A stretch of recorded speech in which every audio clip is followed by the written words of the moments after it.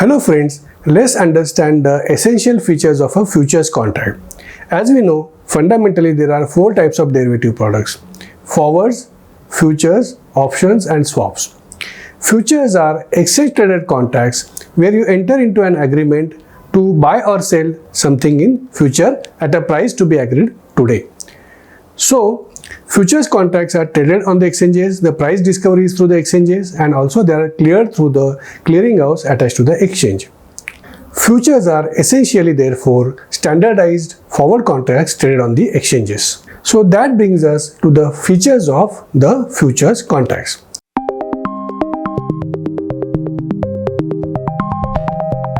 The first feature is that the futures are essentially traded on the exchanges, which means the exchange lists the futures contracts on their trading systems, and these are standardized. The second feature is that the trading in the futures happens only through the centralized trading platform of the exchange. You don't have any other option of buying into that specific futures contract traded on the exchange. The third essential feature is that the discovery of the price happens through the orders by the buyers and sellers that are punched into the exchange terminal.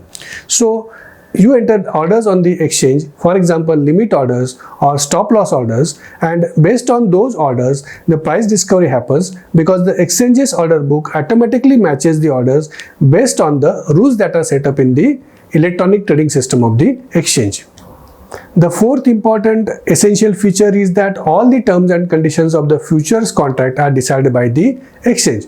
Obviously, the exchange consults with various parties representing the investors, for example the brokers. But at the end of the day, it is the exchange that determines the terms and conditions of the futures contracts. The fifth important and essential element of a futures contract is that the quantity, quality and other specifications of the underlying asset are decided well in advance by the exchange when they list the contract. For example, if it's a futures contract for let's say oil, then the density of the oil, the viscosity of the oil and sweetness of the oil etc. are decided by the exchange well in advance. If you look at a typical futures contract for oil listed on let's say NYMEX, then in that case you will find the contract specifications or the quality specification runs into number of pages. Another important feature of the futures contract is that the maturities and the trading cycle are also decided by the exchange. For example, on the National Stock Exchange at any given point in time, in most of the futures contract you can buy into 3 contracts. Right now you will be able to buy into contract that is expiring on the last Thursday of this month. Also 2 other contracts will be available, those expiring on the last Thursday of the next month and the last Thursday of the following months. So at any given point in time, most of the NSE futures are available for 3 months. Another important feature of a futures contract is that the underlying product is decided by the exchange. You don't have a lot of choice. For example, if you go to let's say multi-commodity exchange of India, then you will find that some of the commodities are listed over there but not others, and you don't have much choice about it. The exchange will have its own mechanism of working out which futures to allow, and based on that they will list those particular products. It is entirely the decision of the exchanges. If you want to enter into any other kind of a contract for any other underlying, you will have to go out of the market and enter into essentially a forward contract outside the market, which is an OTC product.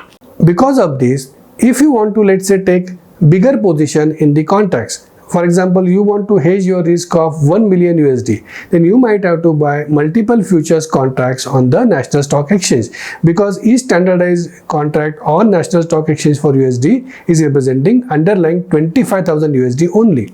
So you'll have to buy probably 40 contracts to hedge your risk of 1 million USD. Another feature of futures contract is that both the parties have to pay margins to the exchanges. The margins are decided by the exchange depending on the fluctuation in the prices of the underlying assets. If the underlying assets are very volatile at that point in time, the exchange may set higher margins.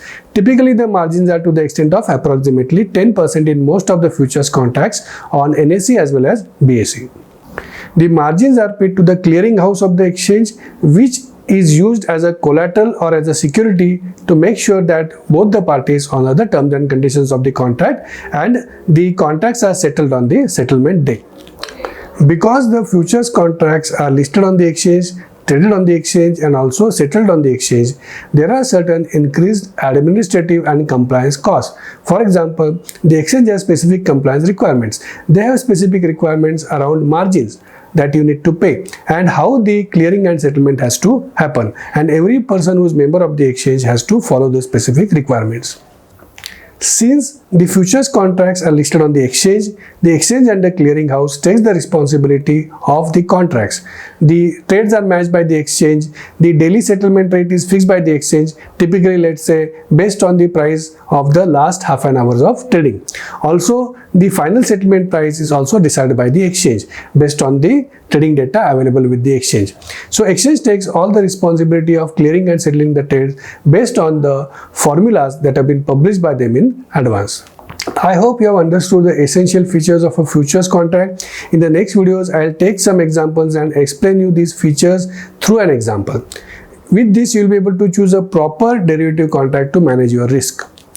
I hope you found this video interesting and useful. If yes, please do like this video. If you have any query, please put it in the comment box and I'll try to answer your query. Thank you very much. Cheers.